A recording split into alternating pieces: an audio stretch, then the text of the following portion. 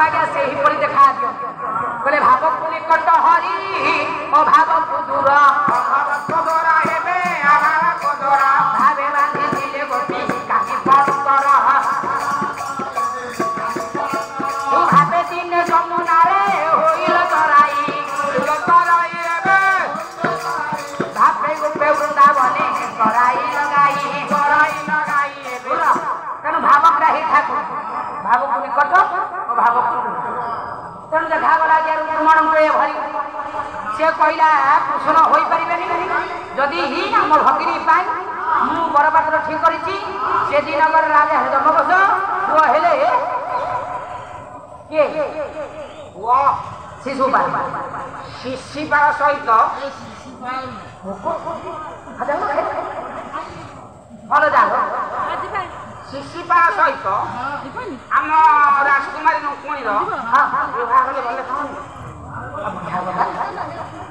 भल तेणु आज्ञा से समय शिशुपाल आड़े विवाह स्थिर है तेणु से समय आज्ञा घटना हो शुणिए मत उत्तर हाँ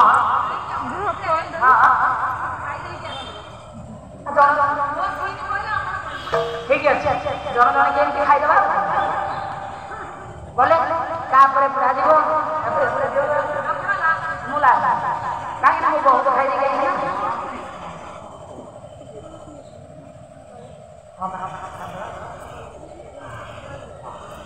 तेणु आज्ञा से समय आगे घटना होते शिशुपाल को देवाई स्थिर कर बीजमती अनाइले महीपति शुणी हेमंत उत्तर बीजमती अनाइले महीपति अंतर्गते तेणु आज्ञा मन मध्य से राजन दान बारिकी प्रदान करी कपट संयोग देले चारित लेखिऊ तंत्र आसंतु हे बलवंत पुरोधा ये कौन शिशुपाल विवाह करने पुओ कहलानी ये बापा राजा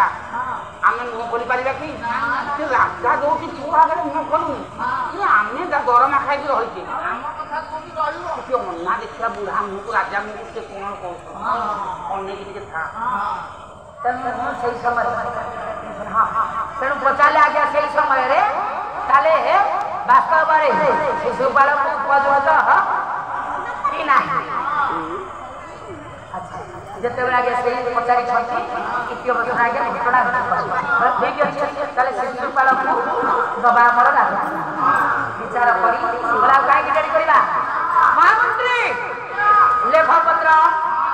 चाली लिखे जंत आसंतु हे बलवंत कूल बोले यथाशीघ्र पत्र लिखि से दिनगर को पठा से दिनगर से दिनगर को अच्छा से दिनगर राजा हेले धर्मघोष पत्र धरिले पाठ कले देखा जाए कम देखा जाए